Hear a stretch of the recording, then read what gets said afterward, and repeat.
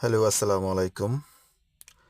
আজকের সোনিয়াকড়া ব্রিজের উপরে একটা দুর্ঘটনা ঘটলো।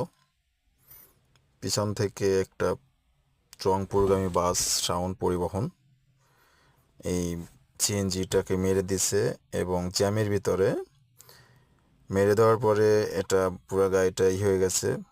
চাপা খেয়ে ড্রাইভারের বুকে চাপ লাগছে, কি ড্রাইভার একটু আহত হয়েছে। ভাগ্যক্রমে বেঁচে গেল, আলহামদুলিল্লাহ। তো সবাই একটু সাবধানে গাড়ি চালাবেন। এই জ্যামের ভিতরে তাড়াহুড়ার কিছুই নাই। আমি ড্রাইভার ভাইদেরকে বলতেছি, সবাই একটু ধীরস্থে ঠান্ডা মাথায় গাড়ি চালাবেন, যাতে কারো ক্ষতি না হয়, আপনারও ক্ষতি না হয়, অন্যেরও কারো ক্ষতি না হয়। এটাই। দেখেন কি অবস্থা, ভাইটা অনেক অসুস্থ হয়ে পড়ছে। ভিডিওটা যদি ভালো লাগে অবশ্যই সবাই সাবস্ক্রাইব করে দিবেন। তো আমি আশা করি সবাই একটু সাবধানে গাড়ি চালাবেন এই জ্যাম জটের ভিতরে, এবং তাড়াহুড়ার কিছুই নেই ভাই। ধন্যবাদ।